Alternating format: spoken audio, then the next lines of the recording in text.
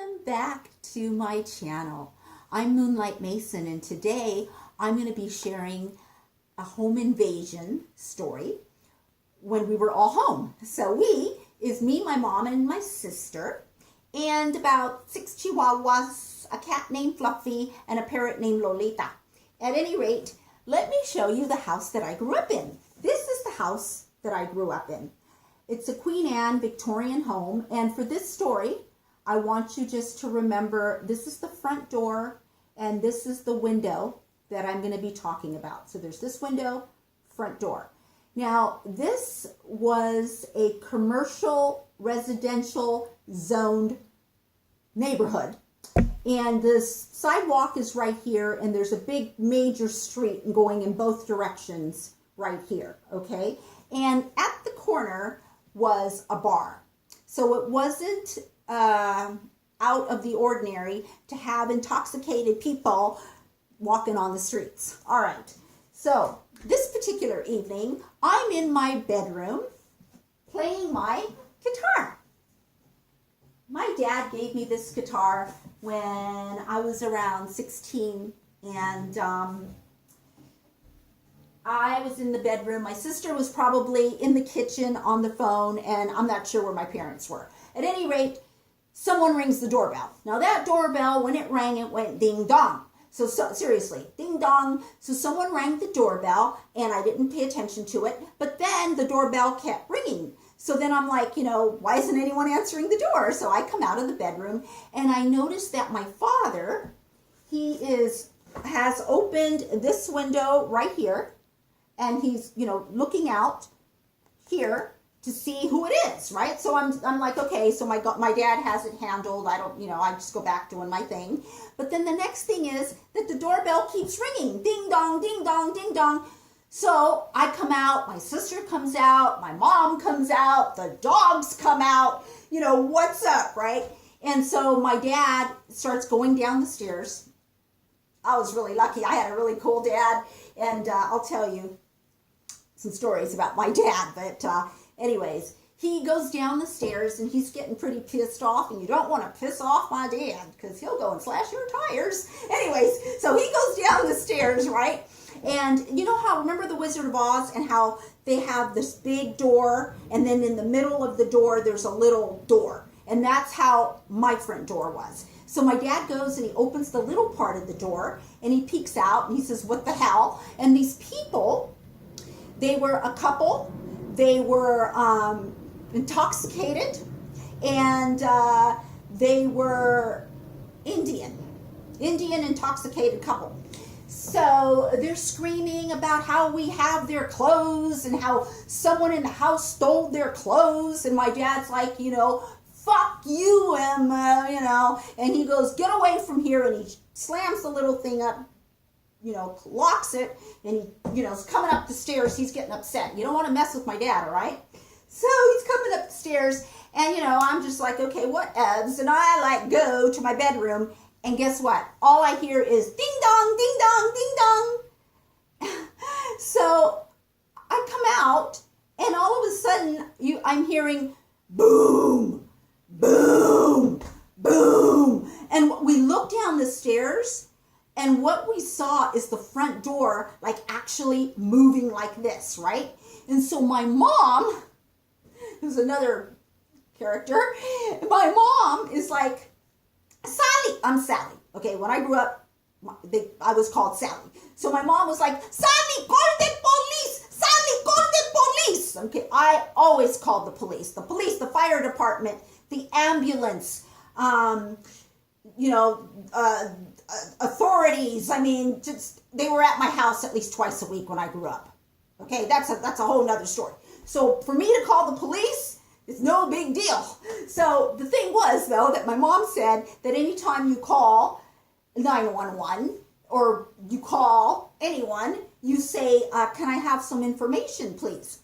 But this time, I didn't say that. I called and I said, the phone was in the kitchen. So I go to the kitchen, I get the phone, and I'm like, can I give you some information, please? And the operator's like, what's your emergency? And I'm like, there's these people and they're breaking into the house, and I can hear all this noise. And she's like, don't hang up. And I said, hold on, because there's a lot of commotion going over there on the top of the stairs, and I don't know what's happening at this point.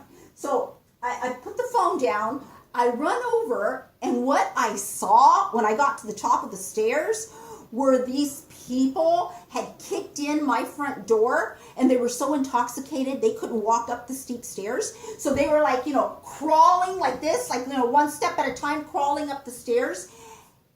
And in that second, my parents, especially my dad, he forgot he had a gun, okay? Because we grew up with a gun. My dad had a gun, but he forgot he had that gun. The first thing that came to my parents' mind is whatever was in front of them. And I'm talking about, I remember the sewing machine, which is a big piece of furniture. The chairs, tables, lamps, any kind of furniture that was in front of them. My parents had the furniture together, and they were throwing it down the stairs, and they just kept throwing it down the stairs. This is what I saw, right? So at this point, scary cat me, I go running into the kitchen, I pick up the phone, and I tell the 911 operator, they're in the house, they're coming up the stairs. When my sister, here's the courage part, Gigi, she comes in, and I'm gonna show you what she does. My sister comes in, she comes into the kitchen, right? She goes like this, she grabs a knife, and she goes, this isn't gonna work. Then she goes back, she grabs a bigger knife, and she goes, come on, baby. That's what she said. She's like, come on, baby. And she goes running. And I was like, ah! I was so scared. I ran up this real steep stairs, like in this enclosed porch area in the back of the house that led up to the attic. I ran up to the attic, and I hid in this dusty, very deep in the attic. It was, I don't know, it's just like, I don't know if there was rats up there or what. I was so scared, and I was shaky, and I was crying. And the next thing I knew, there was silence. After I heard sirens, after I heard screaming, there was complete silence. And I could hear some muffled voices talking. And at that point, I swear, I thought that these people had killed my whole family. And I'm like, why aren't the dogs barking? Like, what is going on? And I was so scared, and I didn't want to make a sound because I thought they were in the house and that they were going to come and get me. And so I was just like really quiet. And the next thing I know, there was a police officer with a flashlight. And he's like going like this. And I could see the front where I entered the attic. I could see, and he's going like this. And he finds me with the flashlight. And he says, come on, it's okay. You can come down now. So I come down with the police officer. I go and I look down the stairs, blood splattered all over the walls. These people are like so injured.